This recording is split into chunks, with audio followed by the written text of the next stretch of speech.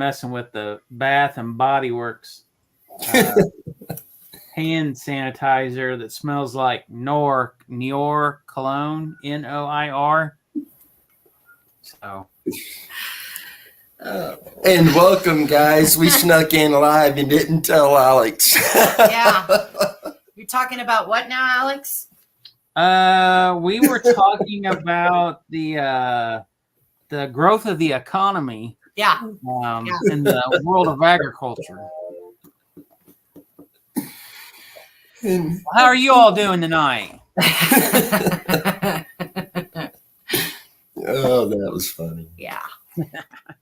So, Mac and Tamara and Yeehaw, hope you guys are doing good tonight. And I know Dan was live over on TikTok a little while ago. I don't know if he'll be coming on tonight. I know they were. Yeah, they're getting another round of really bad storms tonight. So we'll see anywhere near. I know he had a thunderstorm warning a little while ago. He didn't get hit by any of the tornadoes from last night, but I guess there was significant damage in Oklahoma and I believe Texas last night. Yeah. Wow. Yeah, completely wiped out quite a few. It's crazy how we're getting these late storms, but I mean, for us, it has been so dry up here.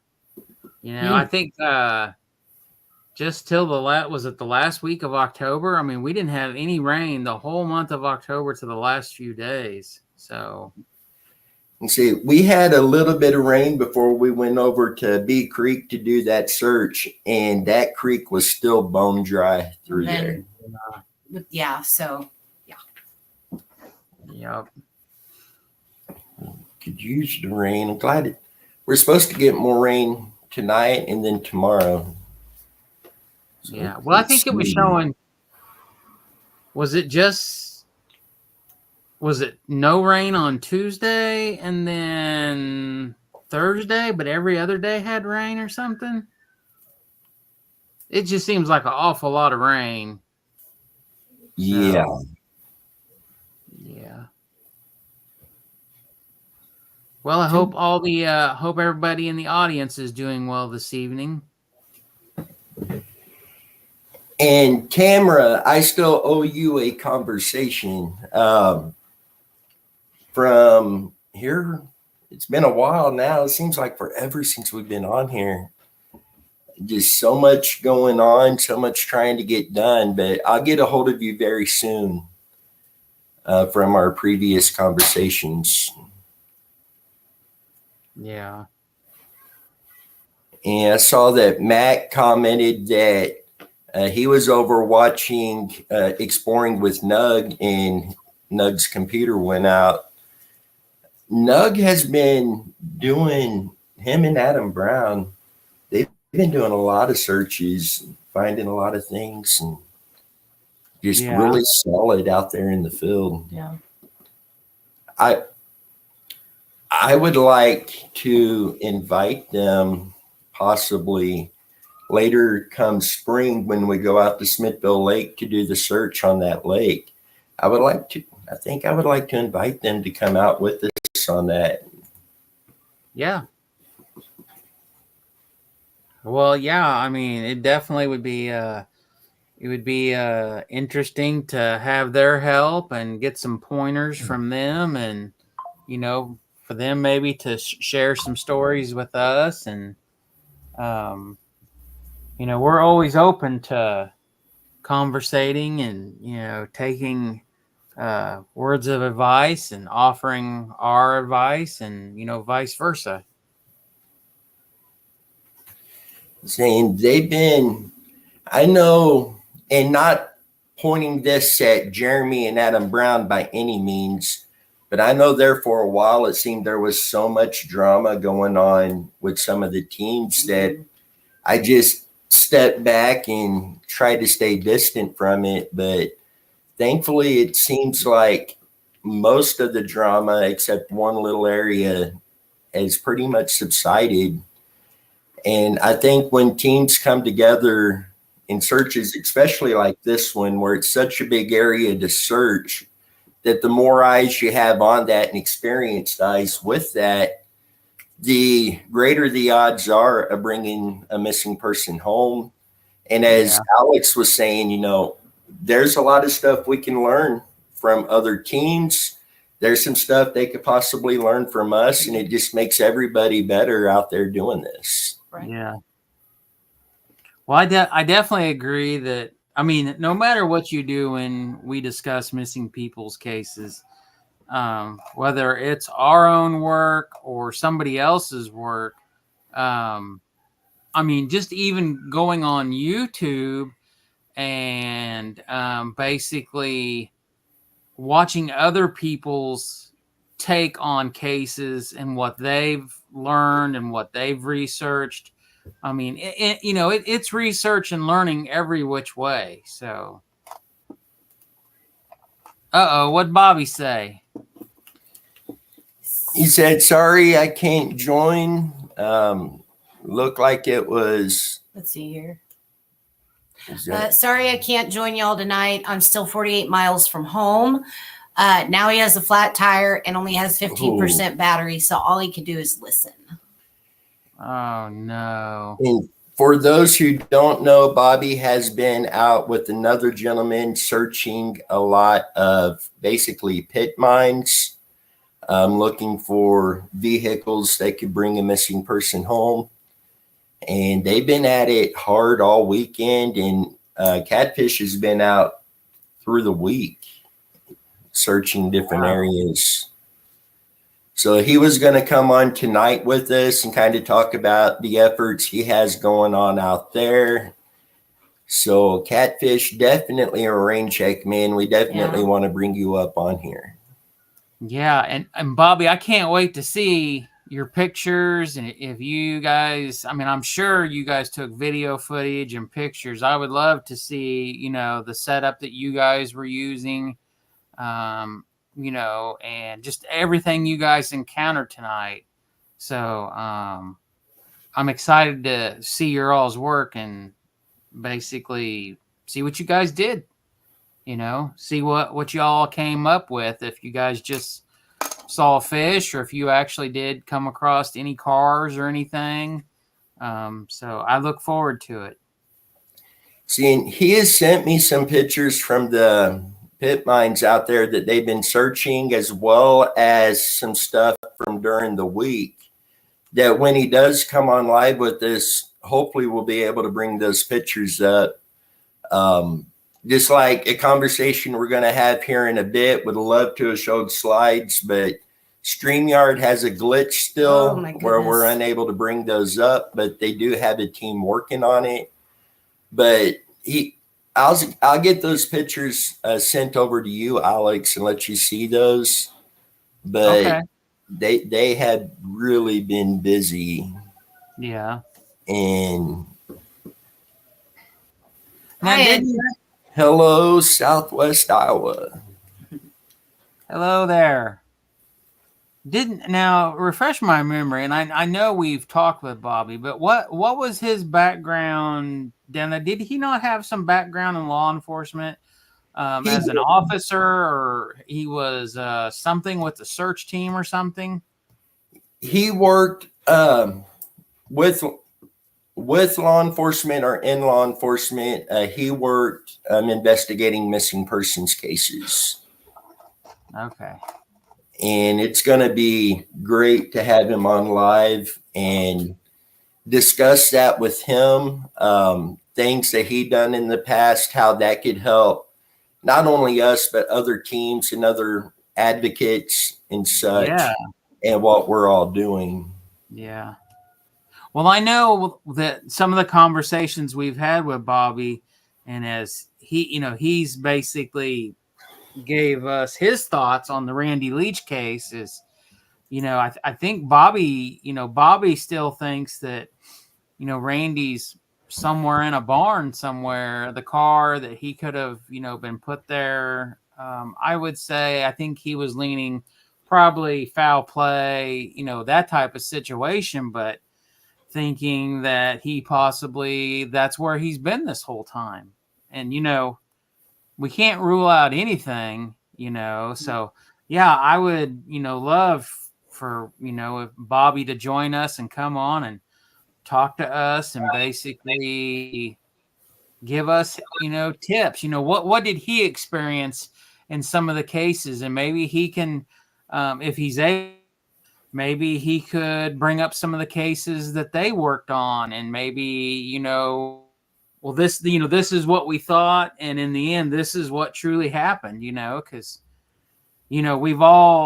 we've had this conversation so many times that, there's been so many times we stay up for so long and so late, and, we go from A to Z on cases and try to figure it out and understand it, and, just to get some pointers and some hints. I mean, I'll say it from a seasoned person, he's been in it for a while. So I look forward to it, And Dan, these alerts, are they weather alerts, or are they missing persons?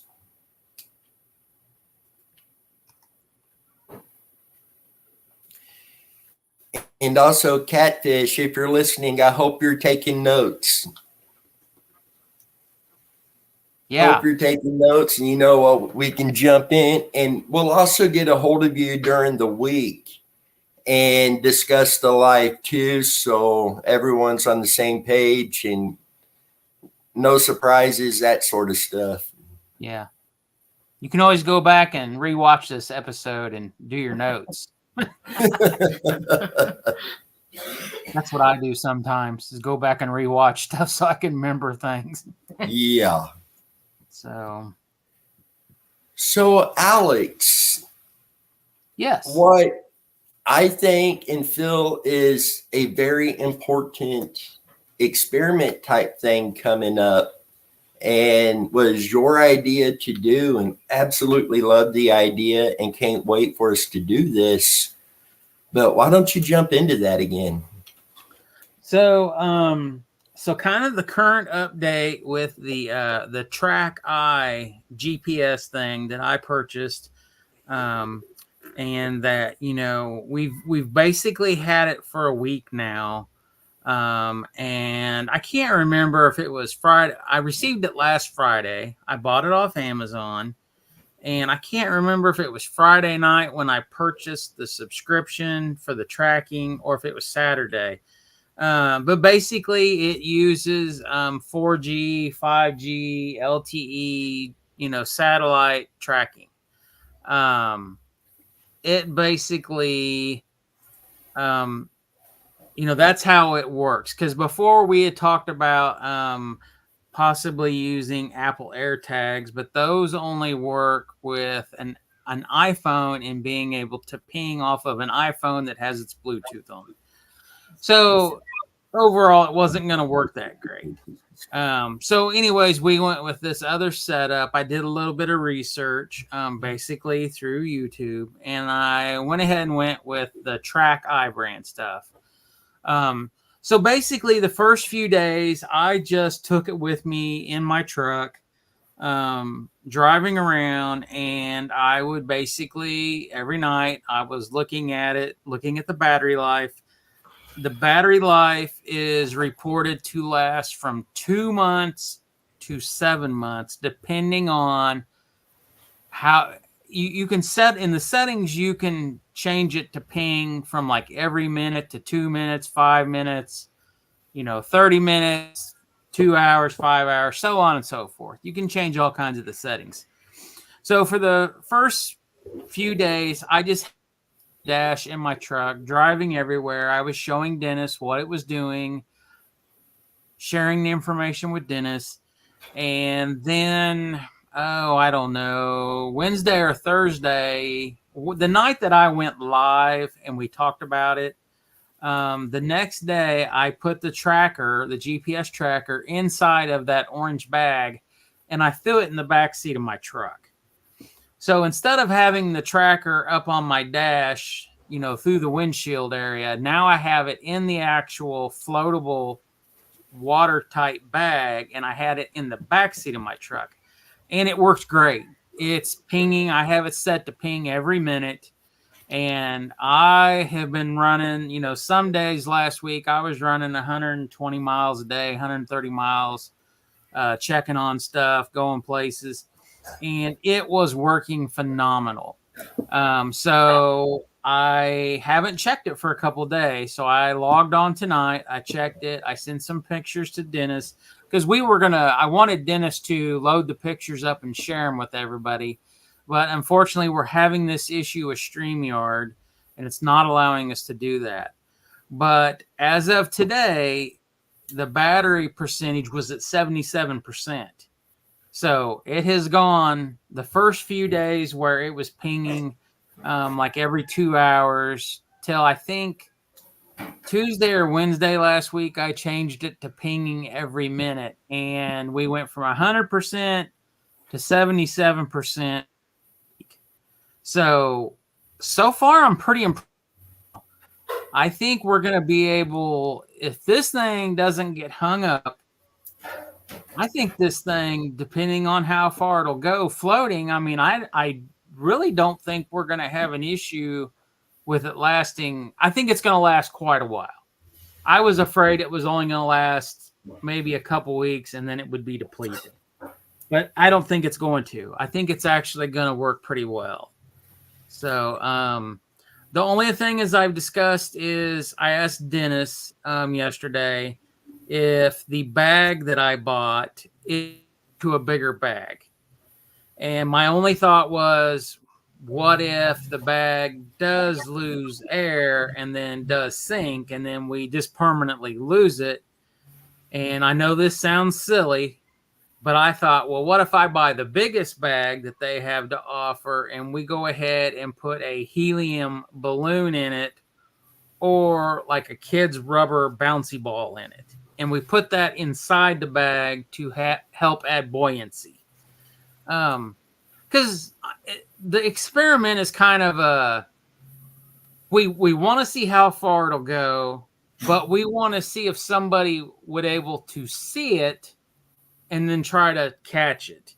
Because if we're thinking on a person that's floating in the water, of course we want someone to say, oh crap, look, there's someone in the water. We got to get help. So what would someone do to get help to get to that person? And that's kind of my thoughts with this experiment is, certain cases we've talked about people that are in the water and supposedly they had people in boats. They had people waiting on bridges. They had helicopters. They had airplanes. So when it comes down to it, and like we said, this is not a exact science, and we're not trying to claim that. We don't want someone to ever say, well, you did this and you didn't prove jack squat. Well, it's not that we're trying to learn from things like, one, well, how fast is the water moving? Because this thing will read miles per hour that it's moving through GPS. So we can say, well, hey, the Missouri is running 12 miles an hour, or the Kansas River is running 20 miles an hour. That's how fast the water's moving. So, through all these different this experiment, we can look at all these different things and try to look at it and say, well, this is what we learned. Well, this is what we learned over here. So, and hopefully it will help somebody. Is that by you guys? Yeah. Is that like across the street? No, but that's actually down on 20th. Yeah. Where's the kids? Yeah, here it comes. It's probably a fire truck. Oh, it's an ambulance. Yeah, it just now passed the end of our street over here. Yeah. So you could hear that from a ways down there. Yeah. Popo is after you, Dennis. I'm going to send them to Alex. Yeah. It's I'm not gonna lie. It's probably been a year since the cops have actually gone by my place with the sirens on. And the last time it happened, it was on the news because there was a car chase that started somewhere in Kansas City, and it actually came through our area and went past our house. So maybe it was the tow truck going after catfish to help him with these getting home. You know. Catfish says it was him going after me, but if he's got a flat tire, I just run over his vehicle in my Chevy. I don't think he'll have a maybe problem. Maybe it was AAA.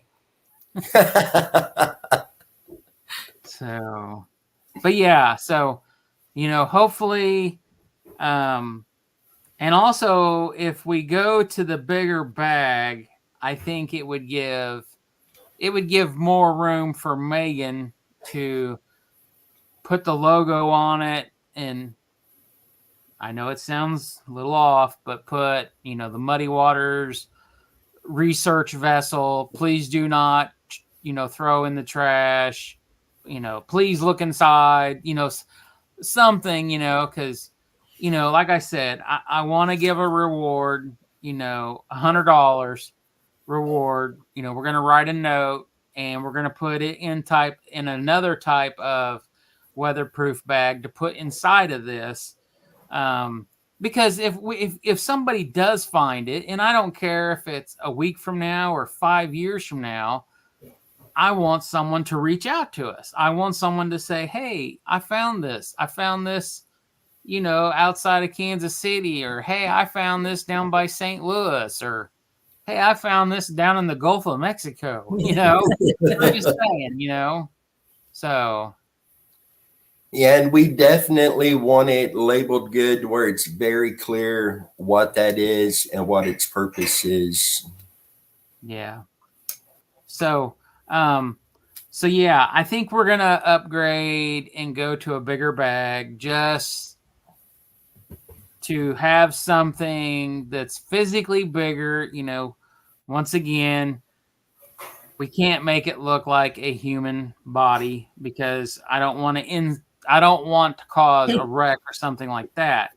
But I do want it big enough, hypothetically, that somebody would definitely see it. And I even said to Dennis that, some of these cases that we have, I would even like to get bags that possibly mimics the color of clothing that they had on, and try to do it at the same time of the year. That way, if this person had on blue jeans and a brown shirt or something, we could try to do something to mimic it, just to see if people would see it. And even if it requires us sitting on a bridge somewhere and having somebody else go upstream, throw it in, we can track it coming down, and then we go stand on the bridge and see if we can see it come by. So we could do that, and then I got that DJI drone we can send up as well, get an overview of it. Exactly. I mean, there's so many ways that we could do this and try to learn from it, and I'm excited. I really am. Every day when I get in the truck, I think about things as I'm driving, and I'm thinking, well, what if we did this? Or what if we do it this way? Will we get better results? Is people going to think we're idiots? Because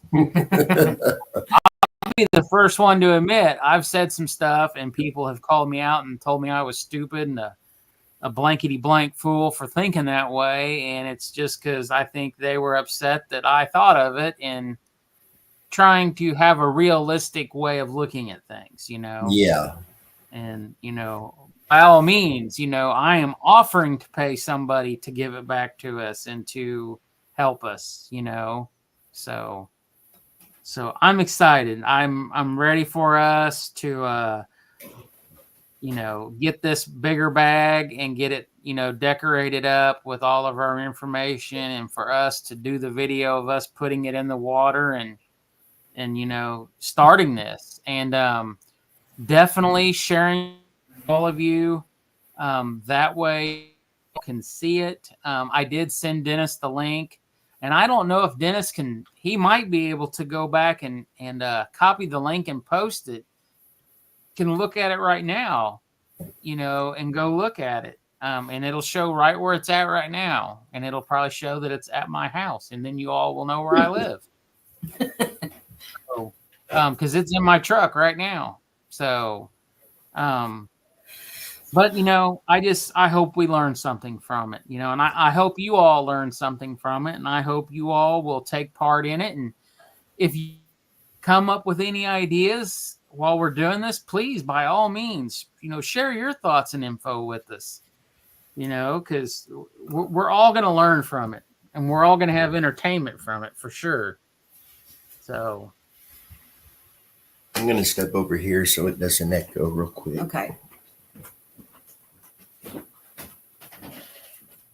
Yeah, I don't know what he's talking. I don't know what he's doing.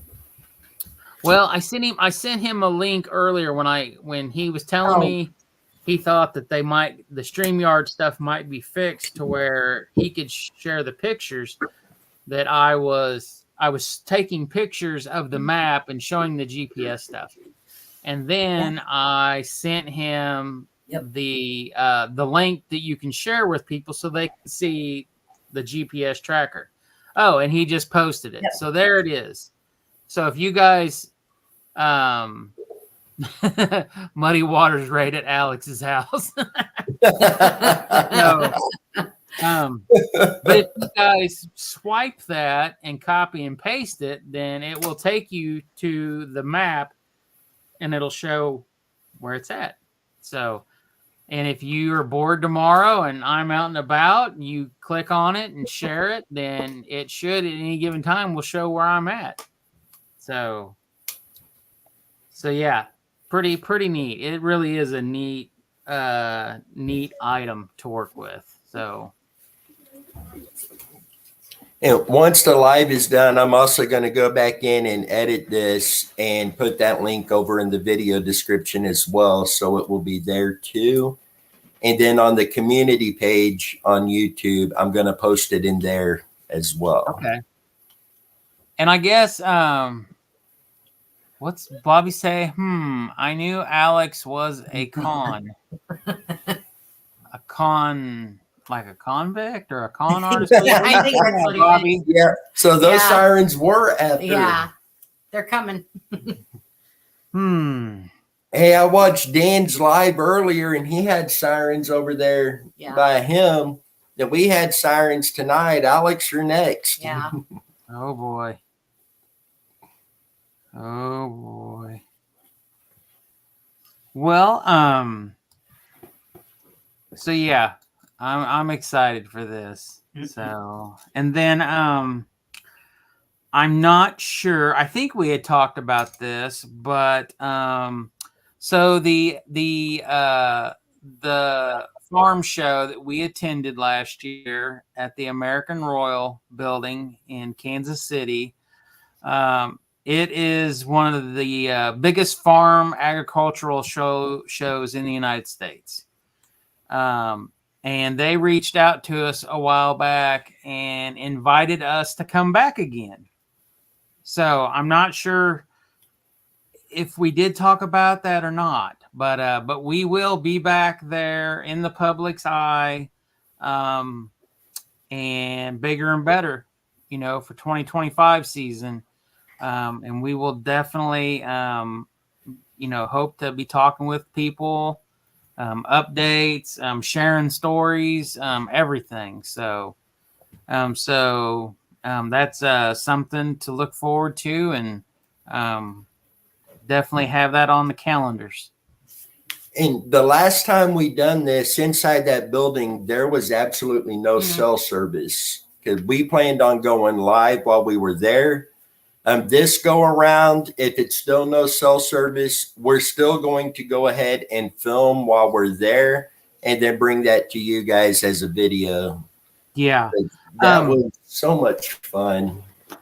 I think, and I could be wrong, but I thought you could buy Wi-Fi internet.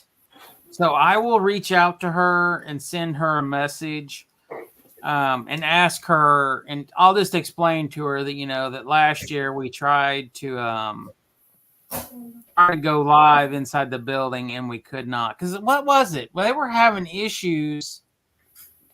They printed the Wi-Fi stuff for everybody to use it for free, and they put the wrong information on it. So then people were trying to use their cell service and it wouldn't work. Maybe that's what it was.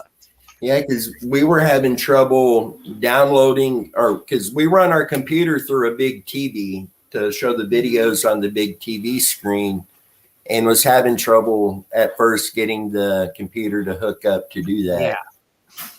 Yeah. And we're definitely going back this year with a bigger TV too. So, and we will.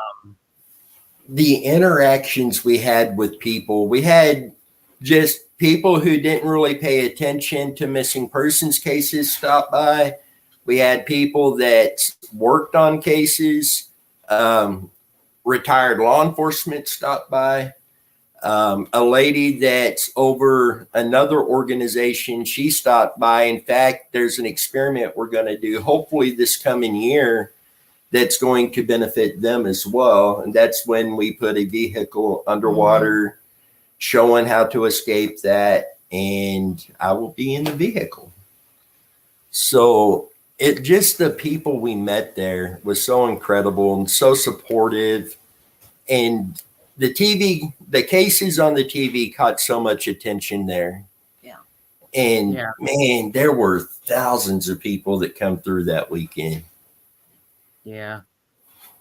So yeah, we'll definitely be back out in the public's eye, spreading awareness, and sharing cases, doing anything and everything we can to help the situation. So, I believe we're going to have just as good, if not better, interaction with people this go around.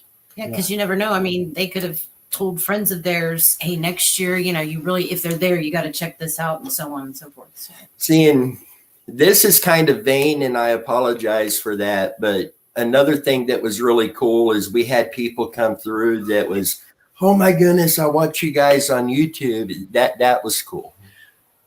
Yeah. Yeah, it really was. It was neat, meeting some of the fans, and, sharing stories, and, you guys, I'll admit, you guys kill it when it comes to PR, because you guys are always running into people in Leavenworth. People recognize you all. And I think to this day, not one person has ever come up to me and be like, ain't you that one guy on YouTube with the Muddy Waters? Did you ever tell them that story about by the stoplight down here? Which one? There's been a few. Remember? Yeah. Which one? Oh, yeah. Yeah. And then we had Brantley had a field trip, and we all met at the school and followed the buses. When we got to the location, the young couple behind us come over, and your Muddy Waters, find out they watch us all the time. She likes to turn our videos on when she's doing the dishes. Oh, but their kid went to school with Brantley. Oh, and that was really cool. And I told them that we would get them T-shirts, and we didn't exchange contact information. So again, if you are watching this, please get a hold of me. My email is in the video description, and we will get those shirts over to you guys. Yeah. But we're just gonna have to get you some Sharpies. And you're just gonna have to start signing shirts in the intersection. Yeah. So, yeah. You can be the closest thing to a rock star here before too long. Oh man. Mac says, wish I was closer. Yeah. Mac, I wish you were closer too. Yeah. Yeah. So I would love those who don't know, Mac Randall Jr. has been following us almost from the very beginning. Yeah. Business cards. There you go.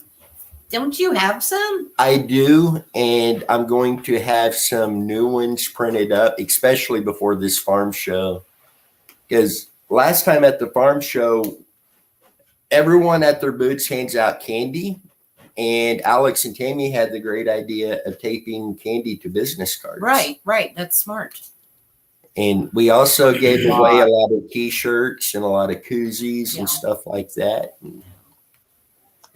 Yeah, we're definitely gonna, and the whole thing is getting information out there. We had sheets printed off that we handed out. We had the business cards that we were taping. So when you go to trade shows, the biggest thing is candy and bags. So yeah, we bought, big giant, Christmas candy bags, and we would sit there, and let me tell you, that's a lot of Scotch tape.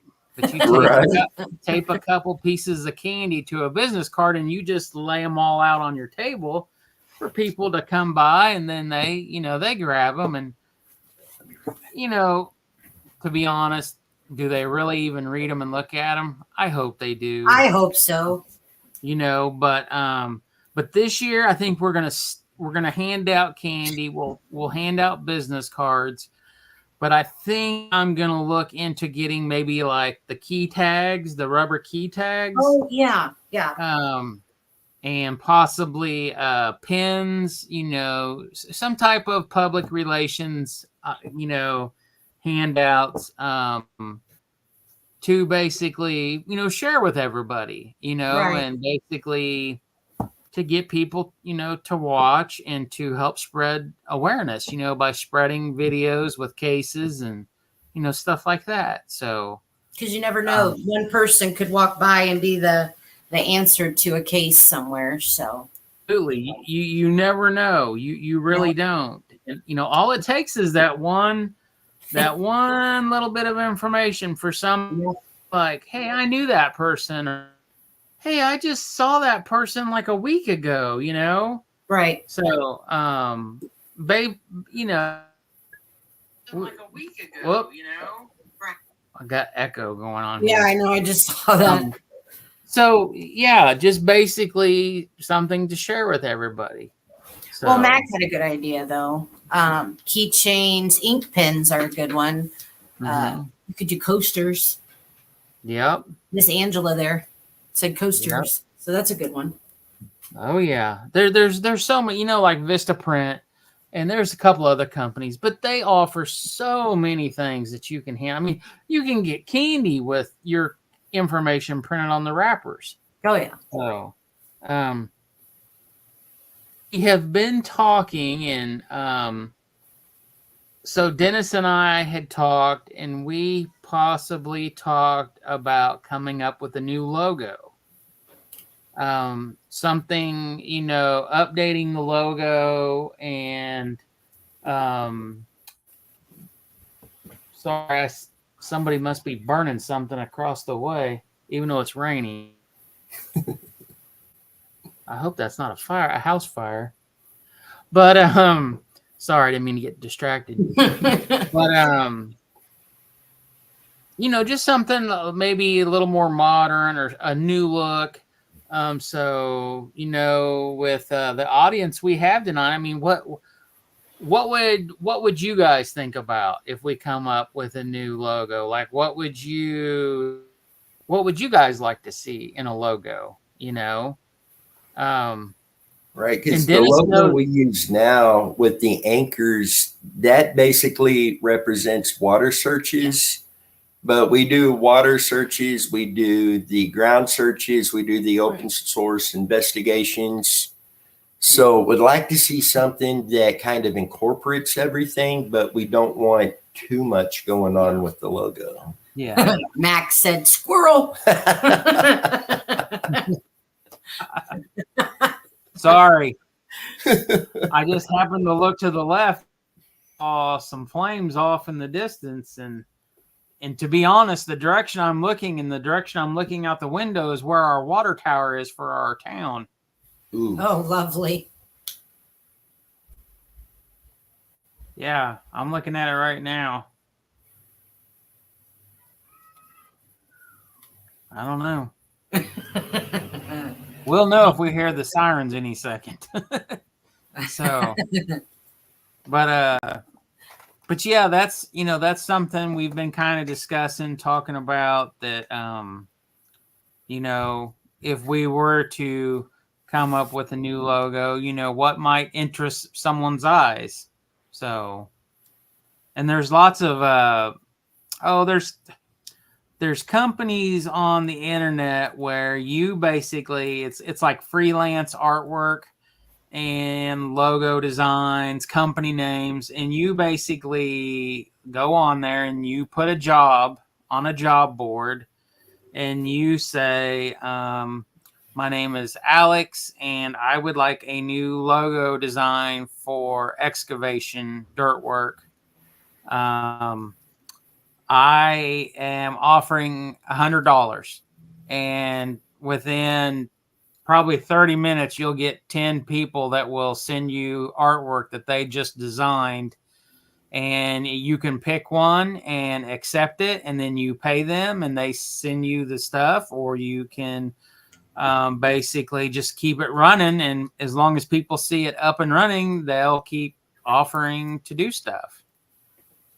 So Angela says maybe yellow crime scene tape along the bottom of it. that could be a good idea. Yeah. I mean, there's like Dennis said, there's land searches, there's water searches. Sometimes our searches are basically bookworking, computer time, where we just sit and we go over stuff, and we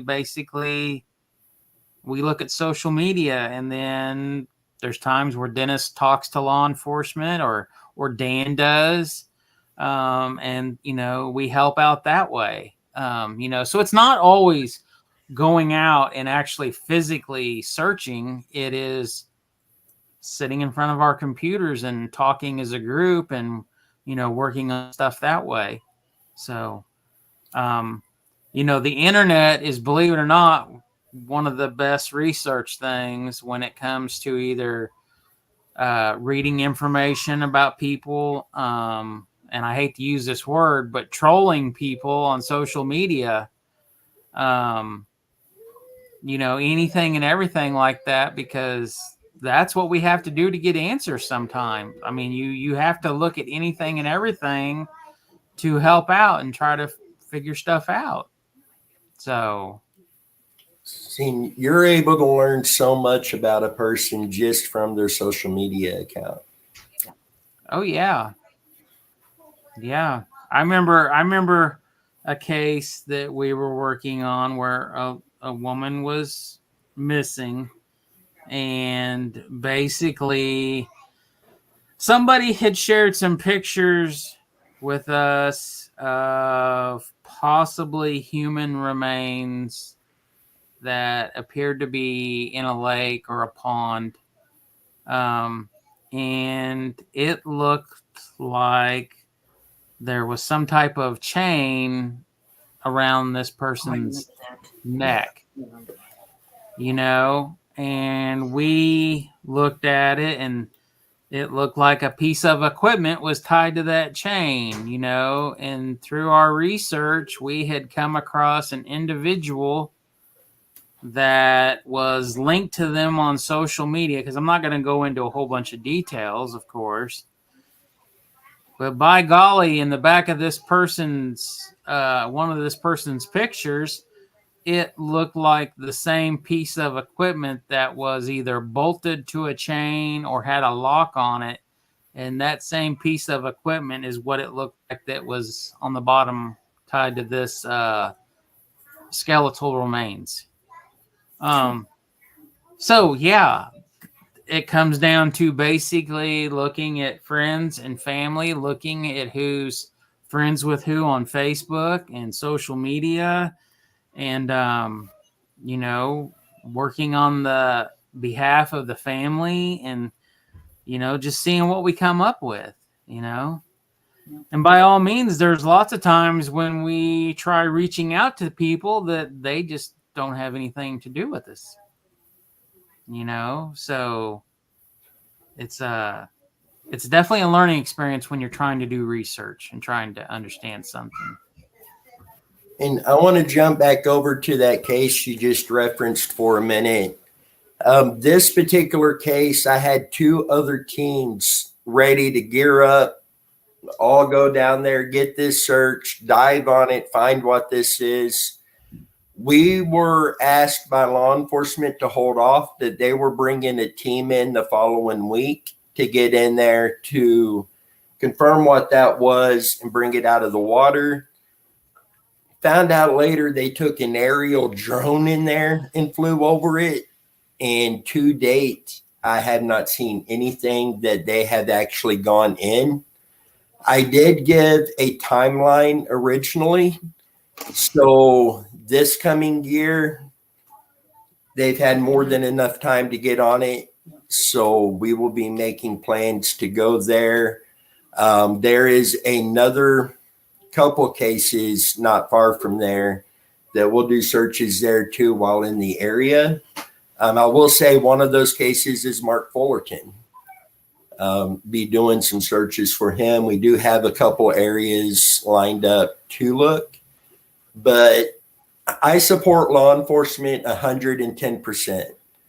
But there are times that it gets really frustrating. If you're not going to go in and do what you say you're going to do, step back, let volunteer teams come in. It's not costing you a dime. You're not physically having to do the work. These teams will come in on their own time, on their own dime, and do the legwork for you. So that case really frustrated me, because if it turns out that this is the individual we are looking for, and the family has had to wait almost 2 years longer now because of that, I'm going to be ticked, and they're not going to have a friendly conversation with me on that one. Or I'm not going to have a friendly conversation with them. There straight up needs to be a lawsuit on behalf of the family. Because when you looked at these images, it was the equivalent, in my opinion, of looking at a car in a Polaroid or a picture and saying, "Oh, that's a car." I mean, that really looked like human remains of a vertebrae and a head, a skeletal remains of a head and a vertebrae with a chain and something tied to it. It's very sad. Even went so far as to basically use objects that I was able to identify that was underwater around this, get the approximate measurements of those, apply that measurements to what appears to be human remains. And granted, it's not a scientific 100% measurement, but it is still in that radius that it could be human remains. Yeah. Yep. It's definitely a sad situation that if that's what it turns out, just these people could have been at peace and rest and knowing. So. See, then, going into that side of it, with law enforcement, there's also another side. I've had some conversations with Leavenworth. I've had conversations with the sheriff down in Cherokee County, Kansas. Great conversations. I feel these people really want to help these families. So bringing up a bad, I don't want to say situation, but kind of situation there. Please don't judge all law enforcement based off the few that's like that, because there are so many out there who's doing what they can. And we have to remember, they've got limited budgets, limited resources, limited manpower, and new cases coming in daily, they cannot focus everything on one case. Yeah. But at the same time, when you have something that is so clear, that demands your attention and it demands action taken. Yeah. And it's just,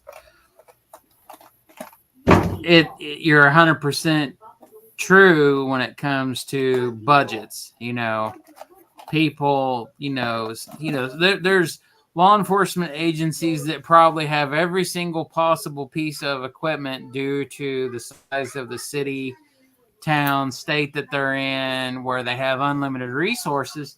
And then you go to some of these small townships and all that, and, they might not have a boat to do water searches. They might only have 4 officers, and there's so many. It's the equivalent of us. It's the equivalent of us compared to some other search teams who have campers, RVs, multiple boats, this, that, and that's not us, and it's kind of like comparing apples to apples, oranges to oranges, but some cases it's apples compared to dates, Yeah. You can't compare it, so, and that's what's sad is maybe sometimes there is law enforcement agencies that need help and other ones will not help them, and they have equipment, whereas the agency needing help, needing the equipment, can't get it, and that's where I would hope that they would reach out to anyone and everything and be like, look, we need help with this to the public. If there's any search teams that can offer this type of equipment, this type of manpower to help us, help the family, we would be so beyond blessed and appreciative, So what? Bobby's already going to bed? Yeah. Man, that's ridiculous. I can't believe it. What time is it down there? Did he already set his clock back or forward? What are we doing? We're falling back. He better have set it back because he was messaging me like 20 times yesterday. Make sure you got your clock set back.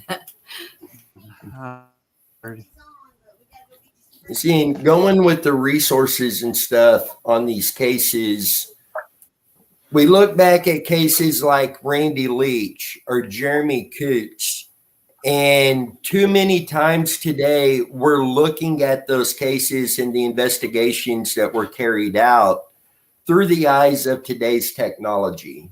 And they did not have any of this technology that we have today back then. So I think sometimes it's a little unjust criticizing investigations in the past. Sometimes it's not unjust, but I think a lot of times we forget that they didn't have the technology back then to do what's able to be done today. Yeah. Mac said Bobby's probably still stuck flat tire. He just said he was going to bed unless he's sleeping on the side of the road. I wouldn't put it past him. Just lay his seat back and get comfortable. Right. But yeah, could you imagine the technology if they had the technology now back then? Oh my goodness. Can you imagine what it's going to be like when our kids are our age or older in the technology that's available at that point? Right. Just be a chip in your head going, oh, that's who did it? Okay. Yeah. So I watched something yesterday while I was digging, and I was listening to a David Paulides, his show on his channel on YouTube. And this was, I don't know, a couple days old maybe, but he was discussing a search handbook or guideline book, some type of book for people that do missing people searches. And basically this book, this handbook, hand guide, basically gave every option let me think. Is option the right word? It would give any variable to any option of someone who possibly who has gone missing and how far they could travel. So let's say you had an adult male who was 50 years old and weighed 300 pounds, and it was in the middle of wintertime. He could possibly be within 3.5 miles of where he was last seen. So in this segment, they were talking about children that had gone missing. And he basically goes into this probably 20, 30-minute discussion of children who went missing. And this is something which I think we've kind of touched base on this, and we've kind of have and kind of not. So at some point, when did we start reporting people going missing? Yeah. Basically, was it the 50s? Was it the 60s when there was actually a database of when people were recorded as missing? So he starts talking about children in regards to this handbook, that it says if a child was 2 years old and it was the middle of summertime, this child could possibly travel 2.5 miles from home. If this was a female child of 3 years old, she could possibly, in the middle of wintertime, she could travel 1.8 miles.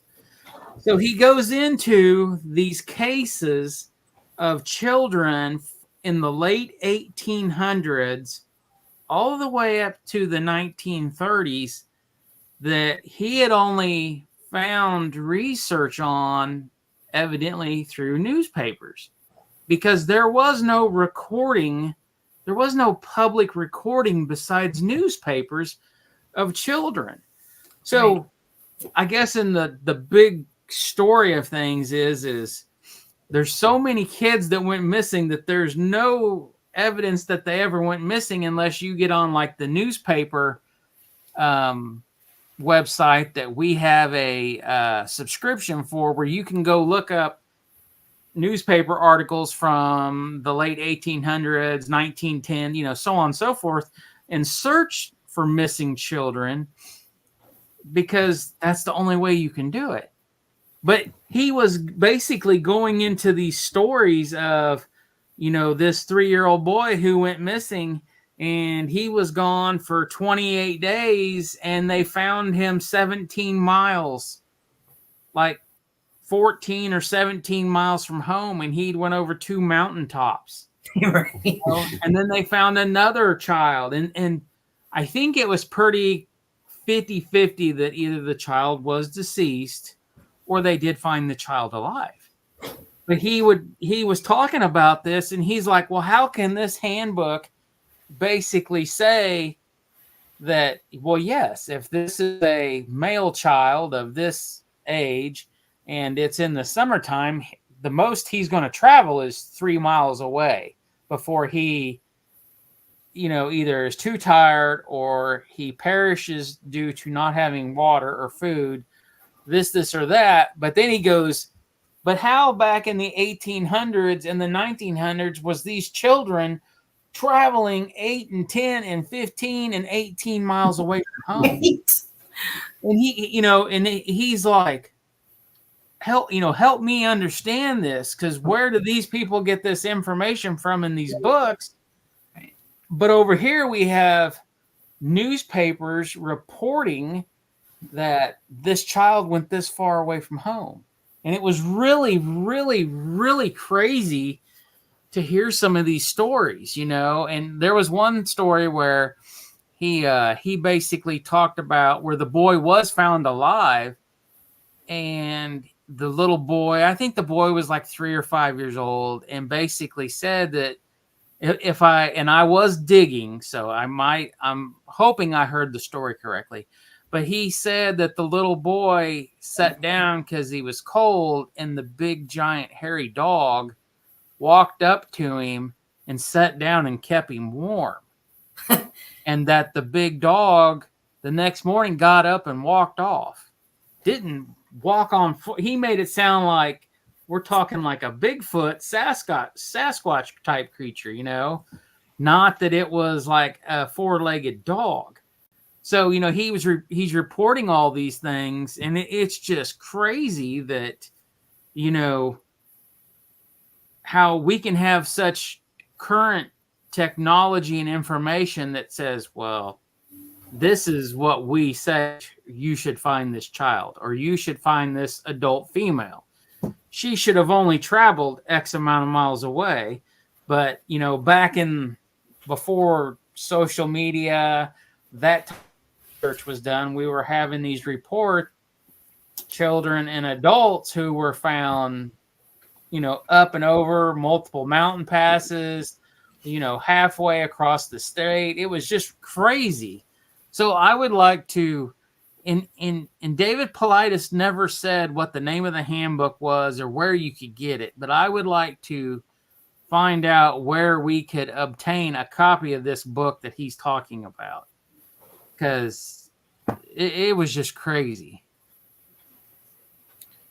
And Dan commented, and it looks like the Amber Alerts that he's covering over there, the child was last seen in July, and they just activated the alert this evening.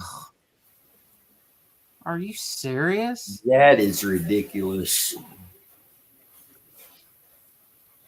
There has to be something done about the Amber Alert system and getting the alert out within an hour of a child going missing. Because so he says that. I'm sorry, I didn't. He's covering. I think one case has 2 people, the other one has 1, and I don't know who they are yet. But for it to be July and just activating the Amber Alert, a lot of times, you know, it's set up to where the officer or detective in charge of that particular case can make the decision to have it activated or not. But something has to change, because we're seeing longer and longer time in between the time they go missing and the time these alerts come out. And these alerts actually save lives and need to be used. Dan said he gave law enforcement the suspect's phone number. They were able to ping it to a hotel in Dallas. They located the vehicle, but the suspect and the child is still missing. I wonder, just out of curiosity, if the vehicle was located, do they go from door to door to door, like in a hotel motel situation, and look in each room? I mean, do you think they did that? Say, Dan, if you're still watching or hearing this, could you kind of give an update on that and what's going on your end, or what you think is going on over there?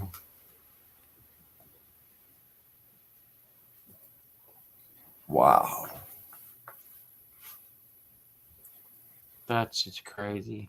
Now it gets even more concerning, because now the suspect knows the vehicle's been found and that they're closing in. So that gets really concerning at that point. I mean, more so than already. Yeah.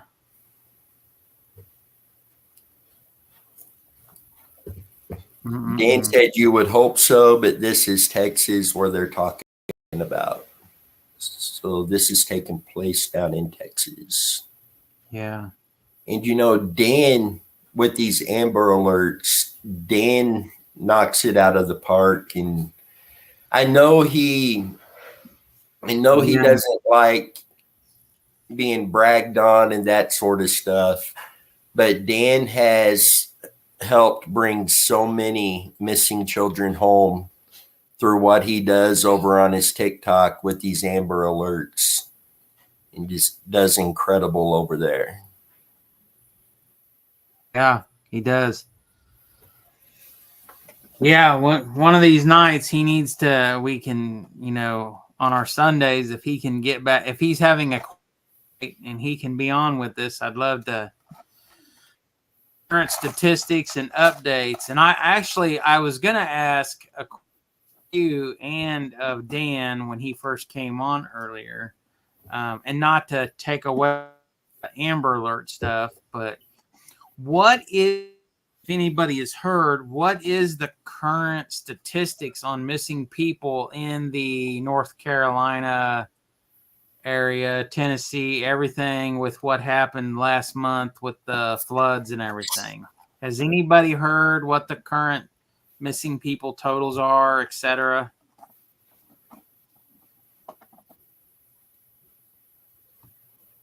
Because I have not heard anything. I know there was a Facebook page that is for missing people of that storm in that area, but I have not been on it.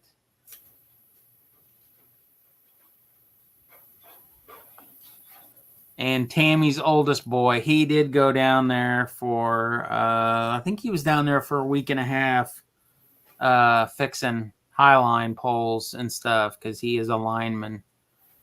So he did report on some of the stuff, and yeah, it was as bad as you see it and they talk about for sure.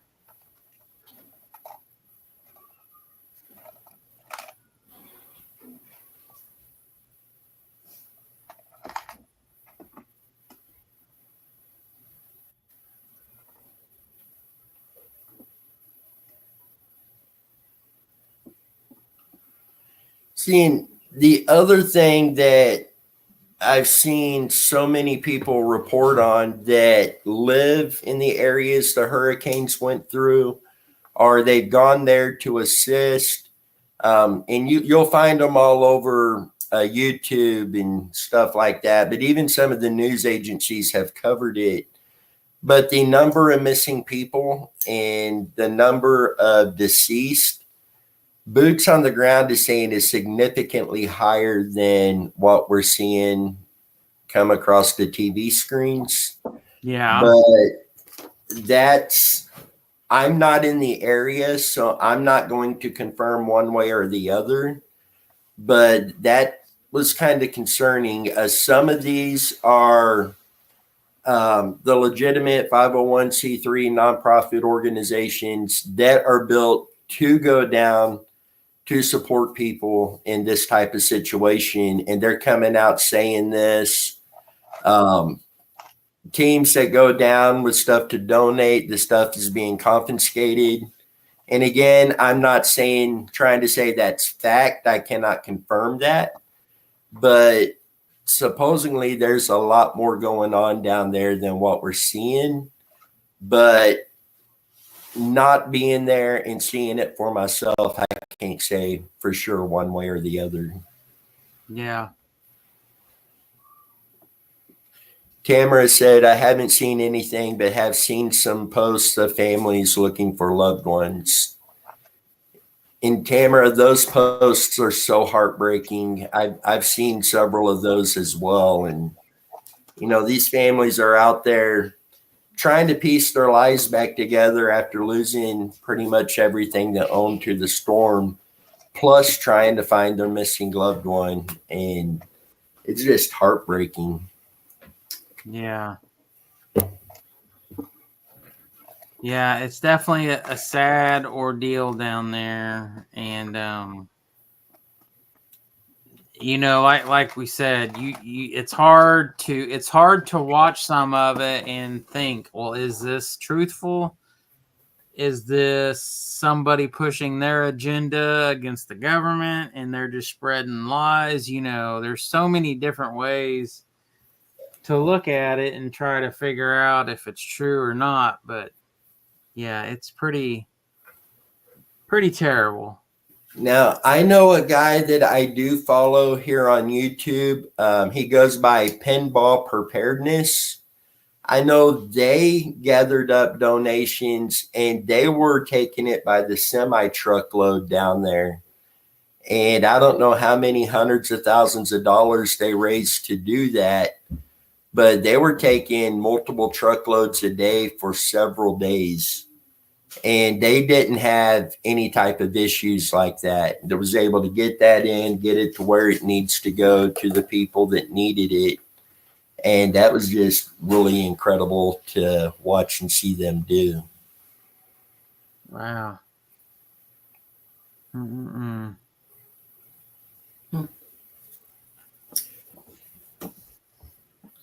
And, you know, please don't go political with this, because I'm not bringing this up to go political. But Tuesday is election day. I don't care who you're voting for. Who you vote for, that is your decision to make, your right to choose. What I'm going to say is, everybody, let's get out there. Let's vote for whoever it is you're going to vote for. Let your voices be heard. That's why that is there. Your voice is heard. Yep. So make sure you get out and vote if you haven't already. Yeah. And Tamara, yeah, it was amazing what Pinball done over there. And he had a group of people helping him with that. And they done incredible with it. In very short period of time, they were able to raise several $100,000 to do this. And every dime that they raised went into buying the supplies from the store. At one point, they basically almost cleared out a warehouse to do this. That was incredible. It's what you want to hear. And Mac, yes, make your vote count. Because, you know, when I go to vote, who I vote for, I may personally feel this is the best what's for our country. You may be voting for somebody different because that's who you feel is best for our country. And neither one of us are wrong. You know, No. It's our right to feel that way and to vote on how we feel. And just make sure you get out there and you cast your votes. Yeah. And by all means, don't lose friendship over this. Right. You know, I know that Tammy and I have both lost friends on social media because her or I have posted something. You know, just like you said, we all have our own right to vote for who we want, what we think is right.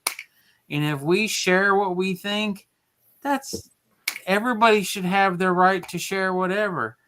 And by all means, just because I vote one way and you vote a different way doesn't mean that gives either one of us the right, if we physically say something, to get on there and badmouth you and then completely try to cause problems and then delete you, because in the end you really weren't friends, I guess. That something so, it's just sad, you know. And I've seen so many people on Facebook and things that just completely lose their ever living mind because somebody said something or posted something. And then you get that, well, I quit. You know, I'm not friends with them no more because I didn't think they were that way. And it's just like, oh, wow. So your friendship was based on lies then, evidently. Right. Based on the whole thought that, you know, you didn't really care for that person because you think differently than they do. I mean, so, yeah, you know, and I'm the first person that will say I vote for who I don't care. I don't per se think that I belong to one party or the other. I really don't. I vote for whoever I think is going to do the best job for the greater good of our country. Yeah. You know, and if you think one way, then great, vote that way. And if you feel that this person would be better suited, then by all means, for that way, you know. But just, you have to think more than yourself. You have to think for your, you know, your fellow citizen. You know, what is the best for all of us, you know, in the end. So See, and when you go at somebody negatively because they feel differently than you do on something, you're not going to win any points with that person. They're not going to wake up one morning and decide you were right because you cussed them out for disagreeing with them. You got to have adult conversation. Yeah. Because if I post and I'm voting for Trump, I will say that. I don't hide behind it. Yeah. I may not like him as a person, but I kind of like the economy and the way things did before. But me saying that, if I tell you I'm voting for Donald Trump, if you're not voting for Donald Trump and you're voting for the other party and you want to discuss with me why you're doing that, I am more than willing to listen to you. Yeah. And then share with you why I'm voting the way that I am and have that discussion to see if one of us may be wrong on something. Yeah. And go about it that way. You're gonna be more favorable with everybody that way, and may even bring some people in with you. So we're not in high school. Yeah. And if you don't like either one of the candidates, then write Bobby's name in. There we go. Mickey Mouse, whoever, Bobby, Mickey Mouse. Yeah. Several conversations right there, Matt. I just always want what's best for all of us as a whole, because they all lie. They all lie on either side. And it's, everybody is not going to agree with what everybody thinks that everybody should have do or should have done, and every one of them is going to make promises and they're not going to keep them. So you just have to vote what you think would do the best no matter what. So. See, a comment that I make a lot, and I've made more times than I can count the last few weeks. When I registered to vote, you have to pick a party to register. So I did register as a Republican, but it doesn't mean I agree 100% with Republicans. I don't agree 100% with Democrats. But an American who wants what's best for his country is not an option on there. Right. You got to pick one or the other to register. But like Alex, I'm not going to just go and pick every Republican or pick every Democrat. I'm going to go with who I feel is best for our country. Yeah. Yep. That is true. And to go even further, yes, this is huge because the president of the United States is being elected during this. But it goes beyond that. Congress, it even goes to state representatives, to county sheriffs. There is so much on the line with that. And every vote is important. Every voice matters. Yeah. Just get out there and vote. Follow your heart and vote what your heart tells you. Yeah. And if you don't like the outcome, then we'll just do it again in another 4 years. Yeah. Exactly. So, it's like the whole thing, was people were saying with Biden, oh, he's not my president. Oh, he's not my president. Well, unfortunately, he is. As long as you're a citizen, he's your president.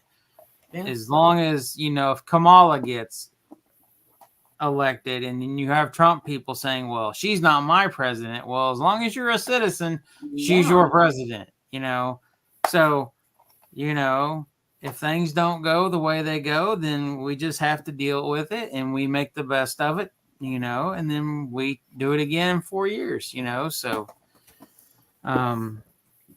but by all means, get out and vote. And if you voted early, if you vote the day of, whatever you got to do, you just got to do it. I personally wait till the day of. And I turned 18 my senior year, so there was only a handful of us that got to vote as seniors in high school. Because the majority of the kids were not old enough. They didn't turn 18 till later on in that year. But I remember we went down to, was it? I'm trying to think. Where did we go? Did we go to the American Royal Building or Kemper Arena, or maybe it was Bartle Hall? But we went and saw Ross Perot talk. Oh my goodness. Yeah. So once again, if you were old enough, you were allowed to leave school and go do this. So only a handful of us got to go and watch. So, but yeah. He's showing his age. Right? Old. Well, that's like my oldest daughter. This is her first time voting. And I was so proud of her. She voted Trump. So proud of her. But yeah, she actually did her homework between the two candidates. So, I mean, this is, please, if you just go and vote, please. Yeah. So Mac said that he was 20 when he graduated.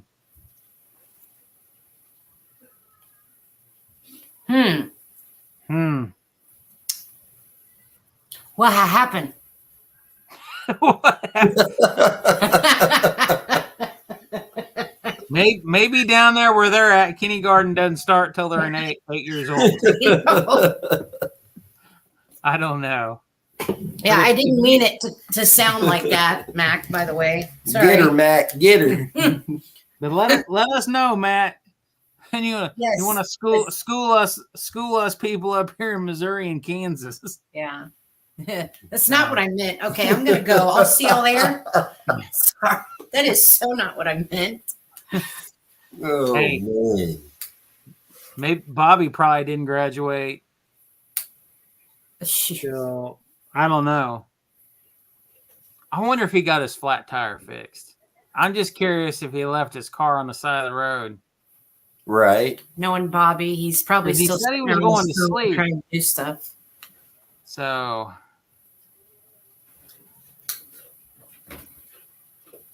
I went through readiness, kindergarten, first grade, and then failed 12th grade. What is readiness? Is that like, I bet that's like Head Start. Yeah, preschool. First grade and then 12th. Yes, again, Mac, I'm sorry. I did not mean for that to sound like, well, what happened? Yeah. That's just normal Chrissy talking. Hey, where I went to school, which was Baser Linwood, you could literally, you had to have X amount of credits to graduate. Yeah.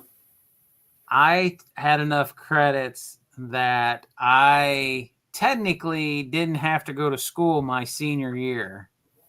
Oh. And technically, I could have graduated at Christmas time, early.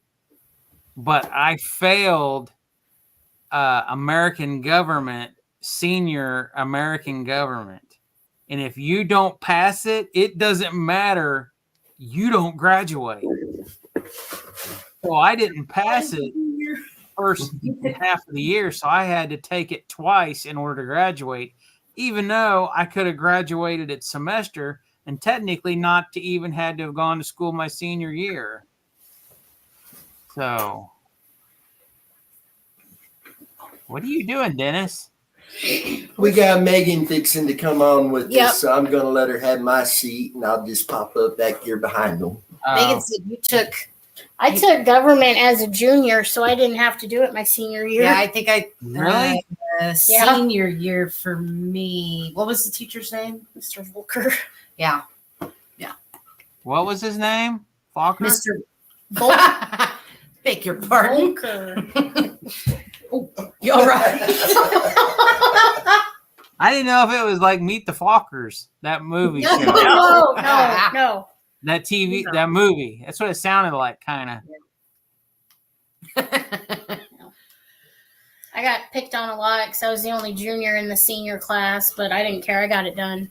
Yeah. Yeah. You could have graduated early. No, I didn't have enough credits. No. I'm just thankful I did graduate, okay? That's good. I'm glad. So is Dennis laying on the floor now? No. Were you laying down on the floor, Denny? No, he's I'll go back to my usual thing when he disappears. Oh, the pizza must be ready. Nice. There we go. Oh, God.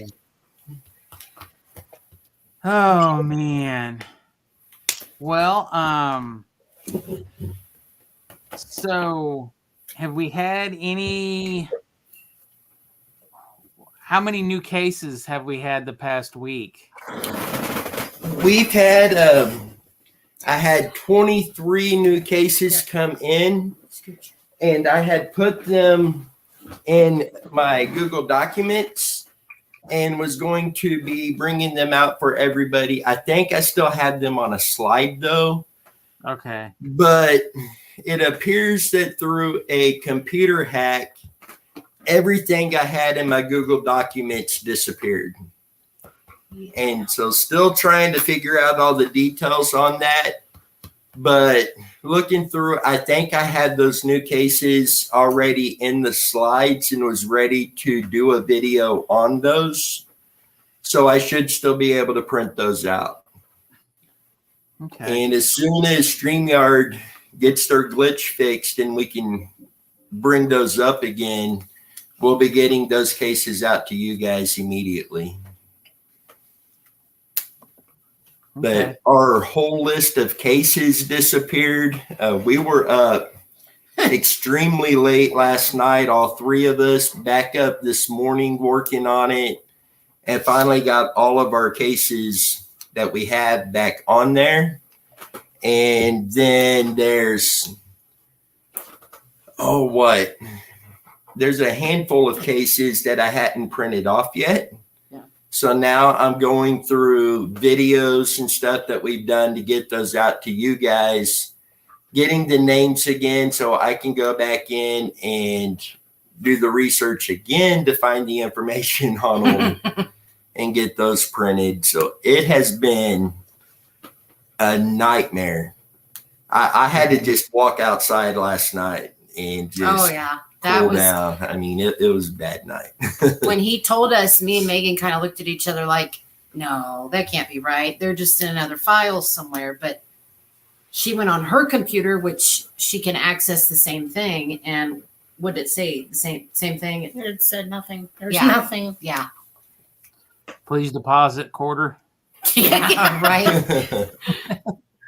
How many total cases do we have with the 23? This puts us over 400 cases right now that we're working on. And there is 8 of us on the team right now. So you can imagine I don't want to say headache, but the work that goes into that is just crazy. But at the same time, I don't think any of us would have it any other way, basically, you know. And all it takes is that one small thing that you find to blow a case wide open, find the location, get on it, and bring them home. That's right. Yeah.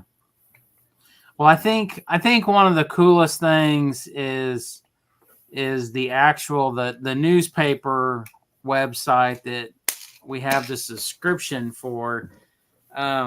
What's crazy about it is just because you can get on Google and look at stuff, or you can, watch, YouTube videos or stuff on social media, you still can't replace good old newspaper articles. Right. And what's crazy is we were working on some information for a case that was near us that was on Unsolved Mysteries. and we started pulling stuff up on the newspaper app, and literally within about 2 hours of Dennis and I working on it, we figured out where supposedly this woman, and there ended up being some other girls that were unfortunately they were unalived, and their bodies were placed, and we didn't quite know where the bodies were found. It just pulled the general area, but then we went back and started researching all these newspaper articles that were around the time that this happened, and they were interviewing all the neighbors around where the bodies were found at this property. So they basically gave us every single person's name. Oh, whoops. Oh no. Alex was like, what? You confused him so bad. Uh-oh. Uh-oh. I think he's gone.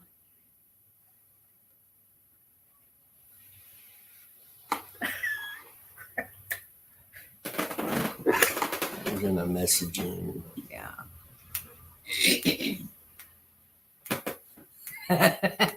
Alex kicked himself out. He saw what you were doing and went, okay, that's just too weird. Goodbye.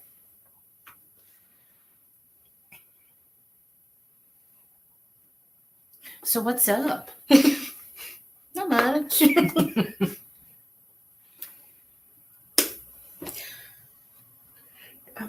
Oh. Nope, he's gone. Yep, he's gone. He's probably gonna relog back in then. If you want to go ahead and jump in on your thing. I'm sorry, this time changes made me sleepy. Oh crap. Sorry, the cat distracted me. Squirrel! Right, there's my squirrel.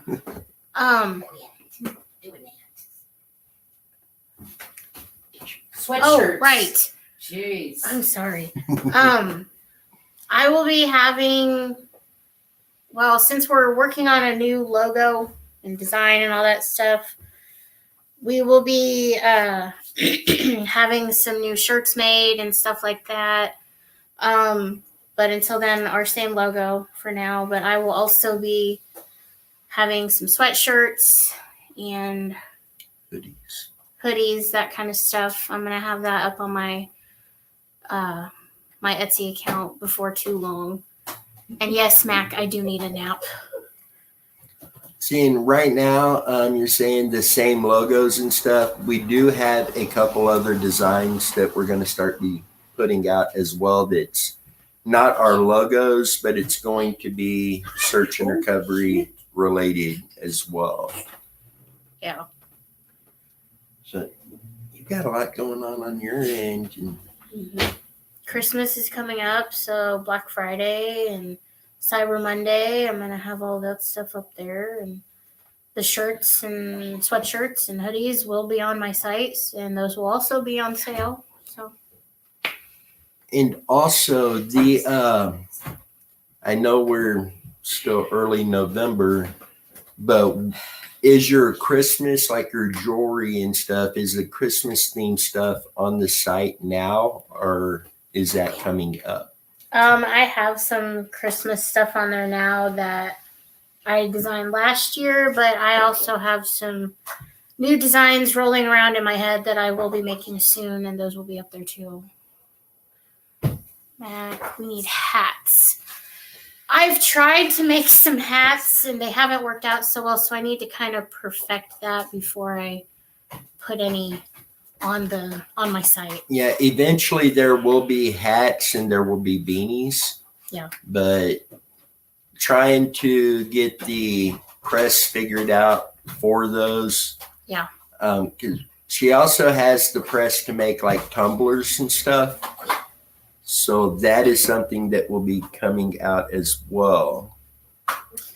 Any cases that have missing people from different places but tied to one case?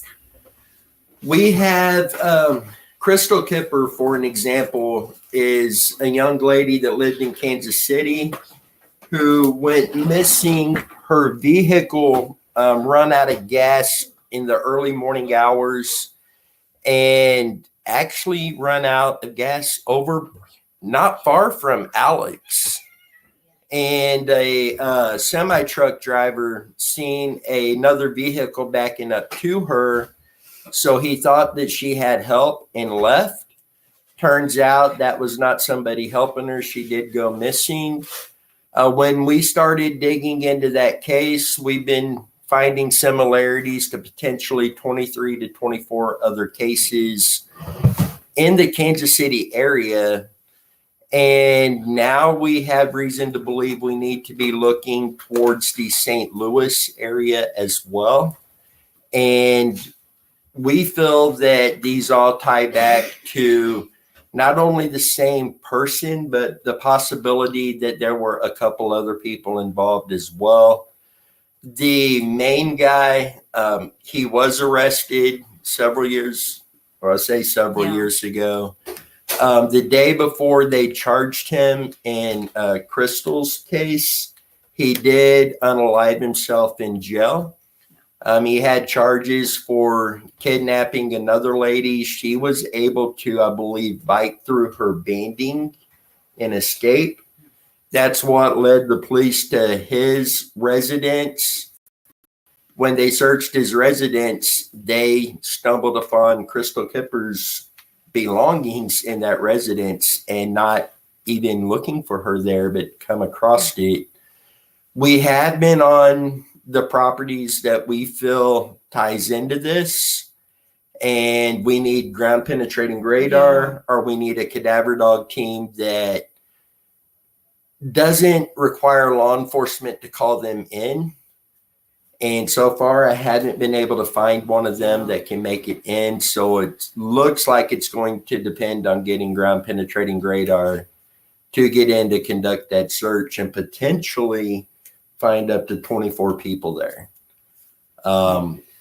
There's some other cases we have that I would want my notes for those in front of me before going into details on them. But we do have a few other areas that we think has something similar going on.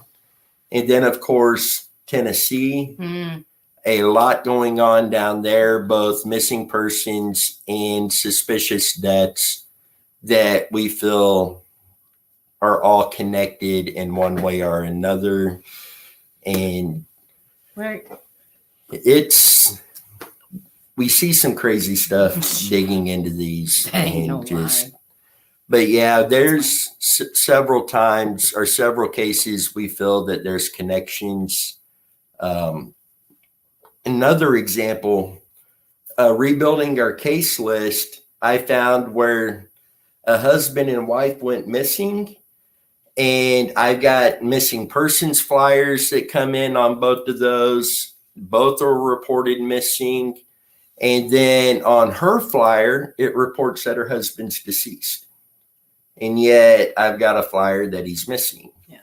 So I'm still trying to get a hold of the right person with law enforcement there to find out what that situation is. But definitely several cases we feel is connected. Right. Mark Fullerton, I feel that there could be one or two other cases that connect there as well.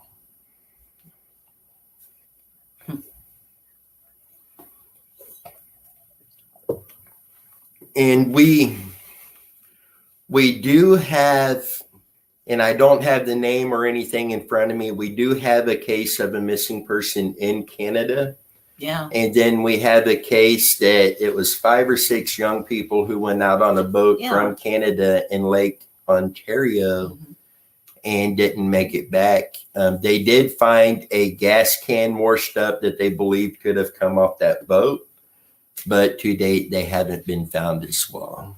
So nothing at all to find for them? Like nothing?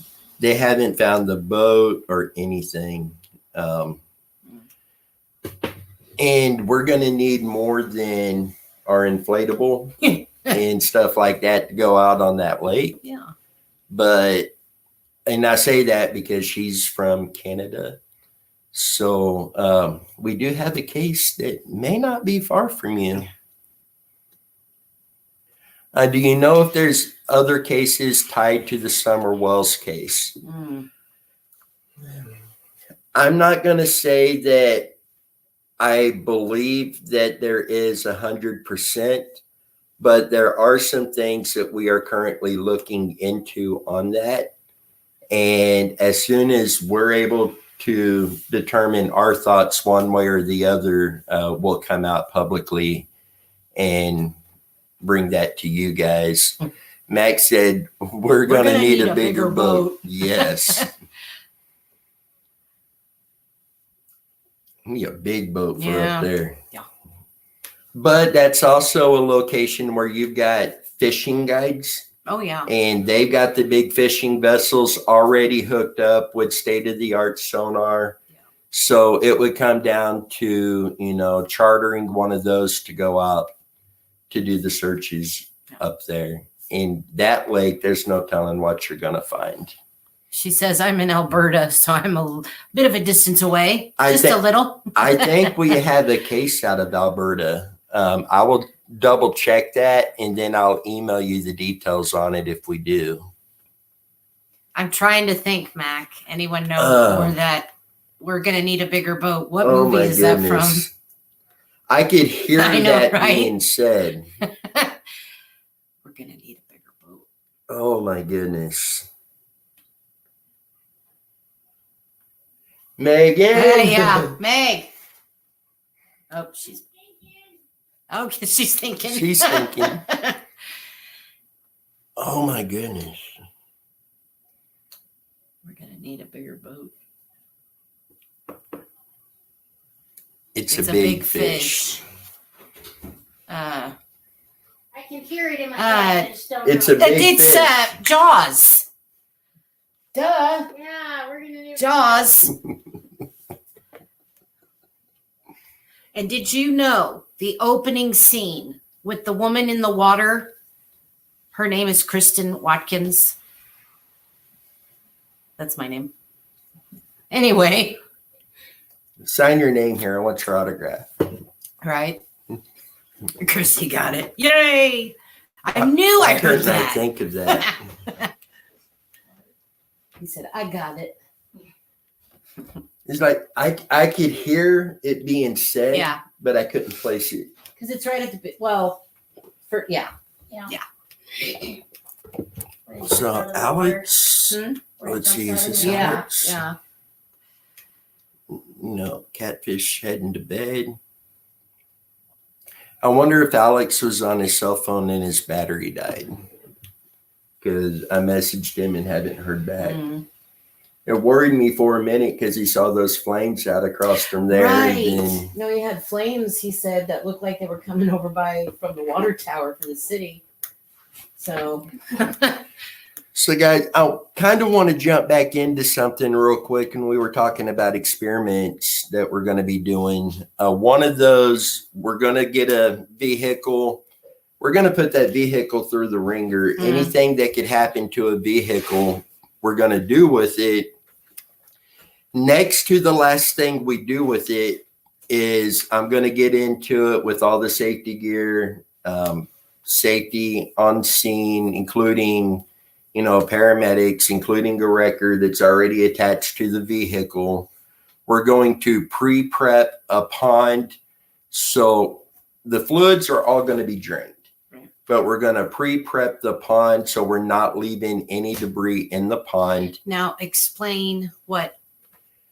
I'm going to get in with the windows up, and we're probably going to pull it in with the Bobcat, but I'm going to be pulled into a pond and have cameras running inside and outside of the vehicle. And we're going to show how a vehicle moves in a pond, how long it takes it to go down. My opinion, it's going to show the front end goes down first with the motor there. That's going to be heavier. It's going to show getting fully submerged. And then I'm going to show how to safely break a window and escape out of the vehicle. Safety measures, it will be hooked up to a wrecker so it can be pulled out quickly if needed. Yeah. We will have one camera running live where the team on the ground can see me at all times, plus communications. And there will be divers in the water, and we'll be able to break the glass from the outside if needed. Yeah. EMTs will be on hand as well as law enforcement. But that is something that we're going to be doing this coming year. But I wanted to ask you guys, is there any other experimental type thing like this that you feel that we can do that may help bring answers to some of these cases? Because we're willing to do any of this. Everything will be filmed and shared with you guys. And all the data that we get from any of these experiments, we will be putting together kind of like a handbook, and we will have that available for any other team, any law enforcement, first responders, search and rescue, that we would be able to give them copies of that free of charge, just because we feel that that could help bring some of these people home.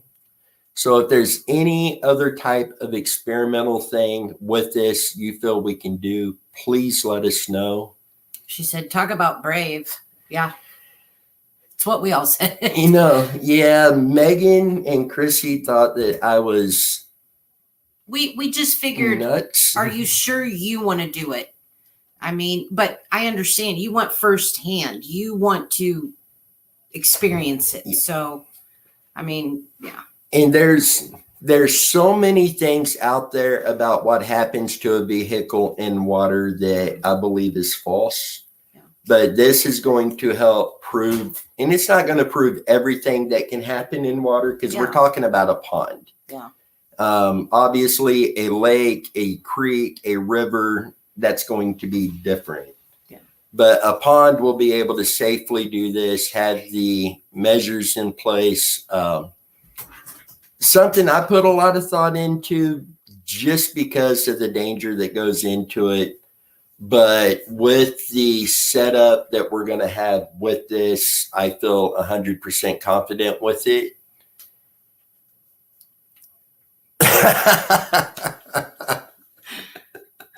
Mac, I'm going to plead the fifth. But the other organization I mentioned, they asked us to do this as well, as far as escaping the vehicle and show how that's done. They are going to use it in like a commercial to push that out for awareness, so people know exactly what to do. And will be any chance you'll experiment getting out of a vehicle through the trunk, maybe with experienced divers. Now, that is, I can understand why she said that, because if you're being, say, kidnapped and you get thrown in the trunk. Yeah. I mean, I don't know if that's where you were heading with that, but that's what it sounds like to me. That would be, ooh. You see, if I'm right in my thinking, and this experiment will 100% prove one way or the other with it, if I'm right, the front's going to go down first, and eventually that's going to start filling up with water, but it's going to come from the front back. Yeah. With the back being elevated, you're going to have an air pocket in the back a lot longer than you are in the front. Right. So I think you would have more time in the trunk than you would if you were buckled in your front seat. Right. But it's going to be working in the dark in the trunk to find a way to get that trunk open, or to get the seat knocked down to come out in the back seat and get out through there. I've seen a lot of trunks nowadays. They have a little tab that you can pull. Isn't that right, Meg? You can pull a tab and like the trunk will pop open or something. Seeing like, but yeah. Like Tamara says here, that is an experiment that we could do on land. Yeah. And it would be done so many times on land Yeah. before it ever thought about the water. But it would, that one I'm almost hesitant to do in water just because of the danger. You know, Right. you're not going to have a visual on the person from outside of there. Right. The only way I see doing that would be that person having a full air tank on Right. and it being a timed event. You know, if you're not out of that vehicle in 2 minutes, we're pulling you out. Yeah. But even then, that's still, whew. it's really sketchy, but definitely something we can do on land. Okay. And that would be one that we would be able to do. Yeah.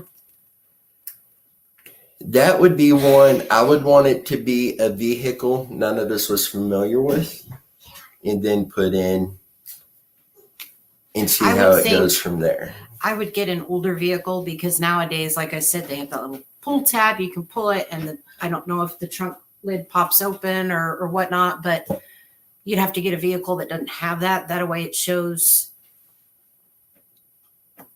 how it would work.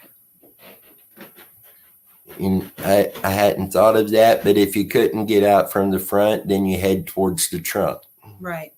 Well, Tamara just said, what'd she say? I've heard that the best window to escape from when submerged is the rear window. It's supposed to be weaker and the last window to submerge. Yeah. See, that makes a lot of sense. Yeah. See, and the reason I say this one will be the next to last experiment with it is we're going to bury the vehicle at some point, and it's going to come down to we bury it before we do this experiment, or do we bury it right after this experiment? If we do it right after, then we're definitely going to replace the window that I break before burying it, just so we get right data with it. But the very last thing we're doing with the vehicle is we're taking it to a crusher, and they will be crushing it. We will be filming all of that for you guys, showing exactly what happens there. But this poor car is going to go through everything from A to Z. But if you guys think of any other thing we can do, again, the email is in the video description. I know many of you have my phone number. You're welcome to reach out. But we want to do as much of that stuff as possible that we can do safely. Burying it will crush most of it. That's what I'm thinking too as well, is we're going to see that.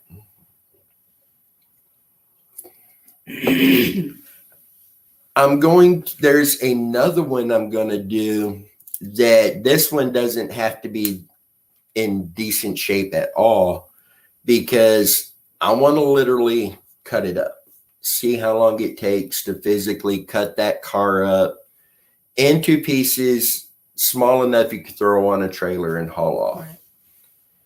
And be able to show how much work goes into that, how long it takes, and then is it a feasible thought that somebody may put in that effort and that time to do that, to hide evidence. Oh, I'm sure. So If they're wanting it done like that, I'm well, a lot of times though, they may think they do, but when they start seeing how much time it takes, and if you're hiding evidence, time is of the essence. Right. So they're going to need to find a quicker way to do that. Yeah. Tamara says it would be good to know where those trunk interior pull tab things are in different cars. With that, I like that idea. With that, I'm going to talk to some of the used car dealers in the area and see if I can get one of them to let us come on their dealership and film going around to the vehicles and showing where different things are for different types of vehicles to get out to you guys as well. Yeah. And I think I could find one that will let us do that because they're getting advertising for free. Right. So we'll definitely look into doing that as well. Wow. So, did you have anything? It doesn't look like Alex is going to Yeah, make I think it back. Alex said nope, done. The work that he's been doing, he may have said, you know what, I'm going to bed now Yeah. too. He may have pulled a catfish on us. Hey, Meg, did you have anything else? Okay. Well, guys, it was nice to finally talk with you guys again after seemingly forever. Yeah. We will be going live next Sunday night. Hopefully, Catfish will be able to join us then. Most of the time, the pull tabs are right near the trunk lid. Oh, that's right there. Yeah. Yeah. So hopefully we can get a dealership that will Oh, yeah. allow us to do this. And that, I think that would be beneficial stuff to know for everybody. Yeah. So guys, next Sunday night we'll be live. As soon as the glitch is fixed with StreamYard, I've got a couple other videos, and then I have a live feed that Alex will be coming on with us, and we'll be going more in depth on the tracker experiment and pulling up images to show you different things like that with it.